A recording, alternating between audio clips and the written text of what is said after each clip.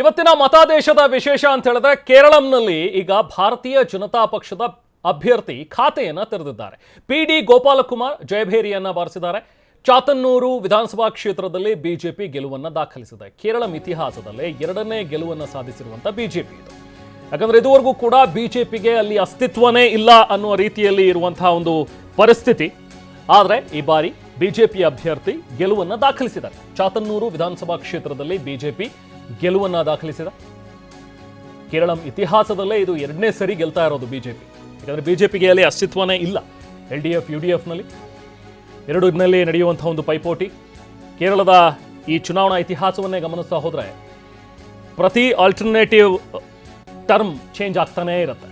But ಕಳೆದ ಬಾರಿ 2 ಟರ್ಮ್ನಲ್ಲಿ ಇದ್ದಂತಹ LDF ಈ ಬಾರಿ ನೆಲಕಚ್ಚಿತು. UDF ಜಯಭೇರಿಯನ್ನು ಬಾರಿಸಿದೆ. ಈಗ ಆಲ್ರೆಡಿ 5 ರಾಜ್ಯಗಳಿಗೆ ಸಂಬಂಧಪಟ್ಟ ಹಾಗಿನ ಚುನಾವಣಾ ಫಲಿತಾಂಶದ ಒಂದು ಟ್ರೆಂಡ್ ಅಂತೂ ಬಹಳ ಕ್ಲಿಯರ್ ಆಗಿ ಗೊತ್ತಾಗ್ತಾ ಇದೆ.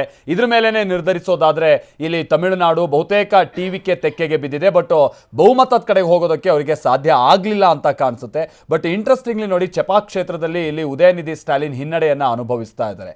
ಚೆಪಾಕ್ ಅಂತ ಅಂದ್ರೆ ತಮಿಳುನಾಡಿನ ಚೆನ್ನೈನ ಅತಿ ಮುಖ್ಯವಾದಂಥ ಕ್ಷೇತ್ರಗಳಲ್ಲಿ ಒಂದು. ನಾನು ಅದಕ್ಕೆ ಹೇಳಿದ್ದು ಚೆಪಾಕ್ ಅಂತ ಅಂದ್ರೆ ಈಗ ನಾವು CSK ವಿಚಾರ ವಿಸಿಲ್ ಪೊಡು ಅಂದ್ಕೊಂಡು ಚೆಪಾಕ್ ಹಿಂದೆ ಮುಂದೆ ಎಲ್ಲ ಓಡಾಡ್ತಿರ್ತಾರೆ. ಸೊ ಈ ಸಲ ವಿಸಿಲ್ ಹೊಡೆಯೋದು ಯಾರಿಗೆ? ಸ್ಟಾಲಿನ್ಗ ಅಥವಾ ಅಂದರೆ ಉದಯನಿಧಿ ಸ್ಟಾಲಿನ್ಗ ಅಥವಾ ವಿಸಿಲ್ ಸಿಂಬಲ್ ಇಟ್ಕೊಂಡಿರುವಂಥ ವಿಜಯ್ಗ ಅನ್ನುವಂಥ ರೀತಿಯಾದಂಥ ಕುತೂಹಲ ಇತ್ತು. ನೋಡಿ, ಅಲ್ಲಿ ವಿಸಿಲ್ ಹೊಡೆದಿರೋದು ವಿಜಯ್ ಅವ್ರ ಪಕ್ಷನೇ ಚೆಪಾಕ್ನಲ್ಲಿ. ಅಲ್ಲಿ ಏನು ಉದಯನಿಧಿ ಸ್ಟಾಲಿನ್ ಅವ್ರ PP ಊದೋಕ್ಕಲ್ಲಿ ಸಾಧ್ಯ ಆಗಲಿಲ್ಲ. ಸೊ ಅಂಥ ಸನ್ನಿವೇಶ ಬಂದ್ಬಿಟ್ಟಿದೆ. ಸೊ ಚೆಪಾಕ್ನಲ್ಲಿ ಒಬ್ಬ ಸಿಟ್ಟಿಂಗ್ CMರ ಮಗ ಸಚಿವ ಉದಯನಿಧಿ ಸ್ಟಾಲಿನ್ ಸೋಲೋ ಹಂತದಲ್ಲಿದ್ದಾರೆ ಅಂತ ಅಂದರೆ ಇದು ಆಡಳಿತ ವಿರೋಧಿ ಅಲೆ ಹೇಗಿತ್ತು ಅನ್ನುವಂಥದ್ದು ಒಂದು ಜೊತೆಗೆ ಇದನ್ನು ಅವ್ರು ಅರ್ಥ ಮಾಡ್ಕೊಳ್ಬೇಕು. ಅರ್ಥ ಮಾಡ್ಕೊಳ್ಳಲ್ಲ ಅಂತ ಕಾಣಿಸುತ್ತೆ. ಮತ್ತು ಮುಂದಿನ 5 ವರ್ಷದಲ್ಲಿ ಜನನೂ ಕೂಡ ಮರಿಬೋದು. ಕುಟುಂಬ ರಾಜಕಾರಣ, ಉದಯನಿಧಿ ಸ್ಟಾಲಿನ್ಗೆ ಏನು ಯೋಗ್ಯತೆ ಇದೆ ಅನ್ನುವಂಥ ಹಲವು ಮಂದಿ ಪ್ರಶ್ನೆ ಮಾಡ್ತಾ ಇದ್ರು. ಬಟ್ ಈಗ ಮತ್ತೆ ಅವ್ರವ್ರು ಪ್ರಶ್ನೆ ಮಾಡ್ಕೊಳ್ಬೇಕು. ಬಹುಶಃ ಮುಂದಿನ ಹಂತದಲ್ಲಿ ಮತ್ತೆ ಜನರ ಜೊತೆಗೆ ಬೆರೆತು ಅವರು ಮತ್ತೆ ಅಧಿಕಾರಕ್ಕೆ ಬರೋದಕ್ಕೂ ಕೂಡ ಅವಕಾಶ ಇದೆ. ತಮಿಳುನಾಡಿನಲ್ಲಿ ಏನು ಬೇಕಾದರೂ ಆಗುತ್ತೆ. ಆ ಕಾರಣಕ್ಕಾಗಿ ಹೇಳ್ತಾ ಇರೋದು.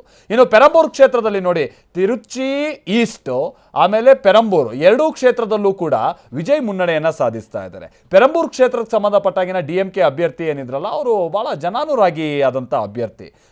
ಬಟ್ ಗೊತ್ತಿಲ್ಲ, ಈ ಬಾರಿ ಅವರಿಗೆ ಸೋಲಾಗ್ತಾ ಇರುವಂಥ ಸಂದರ್ಭದಲ್ಲಿ ಅವ್ರು ಹೇಳಿದ್ದಂಥದ್ದು ಅದೇ, ನಿಮಗೆ ಮನೇಲಿ ಬಂದು ಕೂತು ನಿಮ್ಮ ಕಷ್ಟ ಪರಿಹರಿಸಬೇಕಾದಂಥ ಅಭ್ಯರ್ಥಿ ಬೇಕೋ ಅಥವಾ ಸ್ಕ್ರೀನ್ ಮೇಲೆ ಸಿಳ್ಳೆ ಹೊಡೆಯೋಕ್ಕೆ ಮಾತ್ರ ಸೀಮಿತ ಆದಂಥ ಅಭ್ಯರ್ಥಿ ಬೇಕೋ ಅಂತ.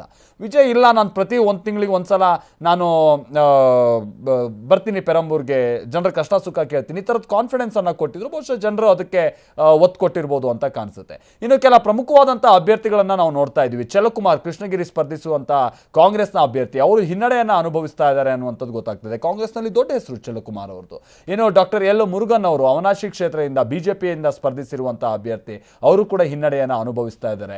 ಎಡಪ್ಪಾಡಿ ಪಳನಿಸ್ವಾಮಿ ಇಲ್ಲಿ AIADMKಯನ್ನು ಮುನ್ನಡೆಸ್ತಾ ಇರುವಂತಹ ಅಭ್ಯರ್ಥಿ, ಅವರು ಕೂಡ ಇವತ್ತು ಮುನ್ನಡೆಯನ್ನು ಸಾಧಿಸ್ತಾ ಇದ್ದಾರೆ ಅನ್ನೋದು ಗೊತ್ತಾಗ್ತಾ ಇದೆ. KP ಮುನುಸ್ವಾಮಿ ಅವರು AIADMK ಅಭ್ಯರ್ಥಿ, ಅವರು ಮುನ್ನಡೆಯನ್ನು ಸಾಧಿಸ್ತಾ ಇದ್ದಾರೆ ಅನ್ನುವಂಥದ್ದು ತಿಳಿದು ಬರ್ತಾ ಇದೆ. ವೇಪನಹಳ್ಳಿ ಕ್ಷೇತ್ರದಿಂದ ಅವರು ಸ್ಪರ್ಧೆ ಮಾಡಿದಂಥದ್ದು. ಇನ್ನು ಸೆಲ್ವ ಪೆರುಂತಗೈ ಅವರು ಪೆರಂಬದೂರು ಕ್ಷೇತ್ರದಿಂದ ಶ್ರೀಪೆರಂಬದೂರು ಕ್ಷೇತ್ರದಿಂದ ಅವರು ಸ್ಪರ್ಧೆ ಮಾಡ್ತಾ ಇದ್ದಂಥದ್ದು ಕಾಂಗ್ರೆಸ್ನ. ಆಮೇಲೆ ಇನ್ನೊಂದು ವಿಚಾರ ಅಂತ ಅಂದರೆ ಇಲ್ಲಿ ಕಾಂಗ್ರೆಸ್ ಹಾಗೆ ಬಿಜೆಪಿಗೆ ದೊಡ್ಡ ಮರ್ಮಾಘಾತದ ರಿಸಲ್ಟ್ಸ್ ಇದು. ಯಾಕಂತಂದರೆ ಚುನಾವಣಾ ಆಯೋಗದ ವೆಬ್ಸೈಟ್ ಪ್ರಕಾರವಾಗಿ ನಾವು ನೋಡೋದಾದರೆ ಬಿಜೆಪಿಯ ಒಬ್ಬ ಅಭ್ಯರ್ಥಿ ಕೂಡ ಮುನ್ನಡೆಯಲಿಲ್ಲ. ಕಳೆದ ಬಾರಿ 4 ಸ್ಥಾನಗಳನ್ನು ಗೆದ್ದಿತ್ತು ಬಿಜೆಪಿ. ಅಣ್ಣಾಮಲೈ ಅವ್ರಿಗೂ ಕೂಡ ಈ ಬಾರಿ ಟಿಕೆಟ್ ಕೊಡದೆ ಅವರನ್ನು ಪಕ್ಕಕ್ಕಿಟ್ಟು ಬಿಜೆಪಿ ಕೆಲ ಸ್ಟ್ರಾಟಜಿಯನ್ನು AIADMK ಜೊತೆಗೆ ಕೂತು ಹೆಣೆದಿತ್ತು. ಬಟ್ ಅದು ಸಾಧ್ಯ ಆಗಲಿಲ್ಲ. ಆಮೇಲೆ DMK ಇಲ್ಲಿ ಅಧಿಕಾರದಿಂದ ಕೆಳಗೆ ಇಳಿದಿರುವಂಥ ಈ ಸಂದರ್ಭ ಇದೆಯಲ್ಲ, ಇದು AIADMK ಸಾಧನೆ ಅಂತ ನಾವಿಲ್ಲಿ ಹೇಳೋಕ್ಕಾಗಲ್ಲ. ಯಾಕಂತಂದರೆ AIADMK ಕಳೆದ ವರ್ಷ 65 ಸ್ಥಾನಗಳಲ್ಲಿ ಗೆದ್ದಿತ್ತು. ಈ ಸಲ ಅವರು ಅದರಲ್ಲೂ ಕೂಡ ಒಂದು 5 ಸ್ಥಾನ ಕಳ್ಕೊಂಡಿದ್ದಾರೆ ಈ ಟ್ರೆಂಡ್ ಪ್ರಕಾರವಾಗಿ. ಇನ್ನು DMKಯ ಕಂಪ್ಲೀಟ್ ವೋಟ್ಗಳು ಶಿಫ್ಟ್ ಆಗಿರೋದು TVKಗೆ ಅನ್ನೋದು ಭಾಳ ಕ್ಲಿಯರ್ ಆಗಿ ಗೊತ್ತಾಗ್ತಾ ಇದೆ. ಹೀಗಾಗಿ ಈ ಒಟ್ಟು ಇದನ್ನೊಂದು ಮ್ಯಾಚ್, ಒಂದು ಯುದ್ಧನೋ ನೀವೇನೇ ಕನ್ಸಿಡರ್ ಮಾಡಿದ್ರು ಕೂಡ ಅದರಲ್ಲಿ ಕ್ಲಿಯರ್ ಗೈನರ್ ಅಂತ ಅಂದರೆ ಅದು ಈ ಹಂತದಲ್ಲಿ TVK ಅನ್ನೋದು ಸ್ಪಷ್ಟವಾಗಿ ಗೊತ್ತಾಗ್ತಾ ಇದೆ.